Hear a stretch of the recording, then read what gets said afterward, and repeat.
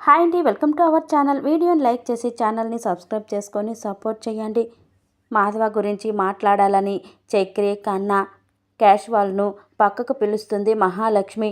అమ్మో, ఈరోజు ఎవరికి మూడిందో అంటూ ముగ్గురు కూడా విషయం తెలియక టెన్షన్ పడుతూ ఉంటారు. మరోవైపు నారాయణ బీడీలు కాలుస్తూ మళ్ళీ వస్తూ లాక్కొని పడేస్తుందేమో, వచ్చేలోపే కాల్ చేద్దామంటూ వరుసగా కాలుస్తూ ఉంటాడు. రాత్రి వాళ్ళిద్దరూ అలా ఒకరినొకరు విడిచి బతకడం కష్టమని ఇద్దరు కూడా కన్నీళ్లు పెట్టుకుంటే తట్టుకోలేకపోయాను. పెద్ది, గాయత్రి ఇద్దరూ కూడా ఒకరినొకరు చూసుకొని బాధపడుతూ ఉన్నారు. గాయత్రి చిన్నప్పటి నుంచి పెద్దిని పెళ్లి చేసుకోవాలని కోరుకుంటూ వచ్చింది.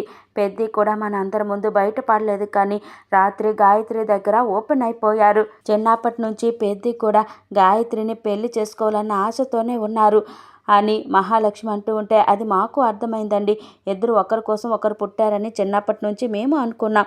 పెద్దయ్యాకే ఈ భేదాలు ఎక్కువై వాళ్ళిద్దరూ కలిసినప్పుడల్లా గొడవలు అవుతున్నాయి అని చక్రి అంటాడు. మనం ఎన్ని అనుకుని ఏం లాభం? పోలీస్ స్టేషన్కి తీసుకెళ్ళి కేసు పెట్టి అందరినీ స్టేషన్లో కూర్చోబెట్టిన గాయత్రి అన్నీని విడిపించడానికి బయటకు రాలేకపోయింది. పెళ్లి చేసుకోవడానికి ధైర్యం చేయలేక వాళ్ళు గదిలో పడేసి తలుపులు వేసిన ఆ విషయం కూడా పోలీసులకి చెప్పలేకపోయింది అని కేశవ అంటూ ఉంటాడు. నిజానికి అలా గదిలో బంధించడం నేరం.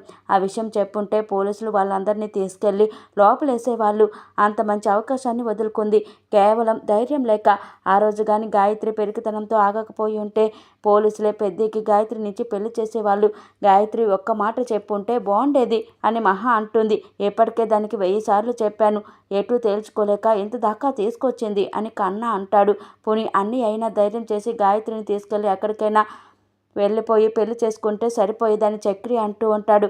రే, అలా అన్నయ్య వెళ్ళలేక కాదు, పెరికితనంతో ఆగిపోలేదు.